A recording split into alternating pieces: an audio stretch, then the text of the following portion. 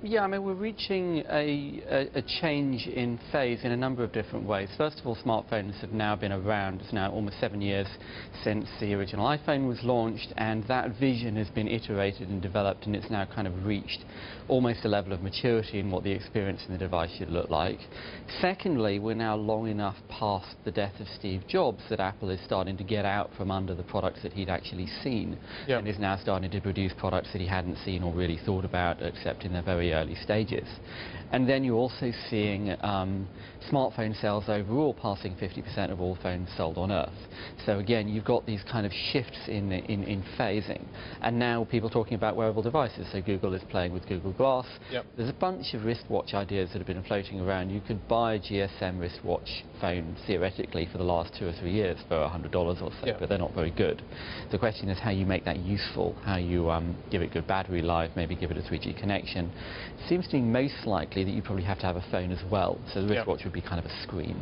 And how you make the power story work on a device that's kind of constantly going to be communicating.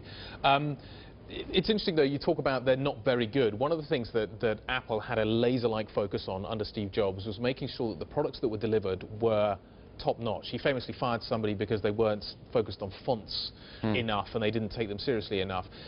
You're starting to get the next evolution happening, not just driven by Apple. Like the Apple product, I'm sure, is going to be very good, but there are going to be serious competitors.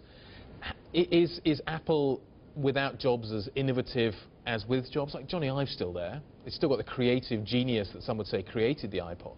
I think that Apple has a structural advantage in being vertically integrated and in controlling the whole experience, right down to the semiconductors and the silicon, all the way up to what it feels like when you slide your finger over the piece of glass. And it's actually very difficult for other companies to replicate that. I think the second issue is that people tend to kind of look down on design and say, well, you know, design is really easy, you've just got to hire some designers. It's a bit like, you know, 10 years ago, people saying, well, banking is really easy, you can just move to Frankfurt if the costs change. And it's actually not quite as easy as that. Apple has a lot of structural advantages in the way that it's set up, in the position that it has in the value chain, and in the kind of skills that it has inside the organization. Has the halo effect that Steve Jobs increasingly seems to have been overdone? Well, you know, people, when people die, people always talk about the nice things that they did, and they kind of forget the mistakes. And Steve made a lot of mistakes. He was fired from Apple the first time around, probably deservedly so, in fact. He went completely off the rails. Then he created Next, and again, kind of went off the rails with great technology, but terrible business. And it was really only in his kind of third incarnation, when he came back to Apple, that he'd learned how to combine the vision and the focus he had on product with ways of actually doing it right.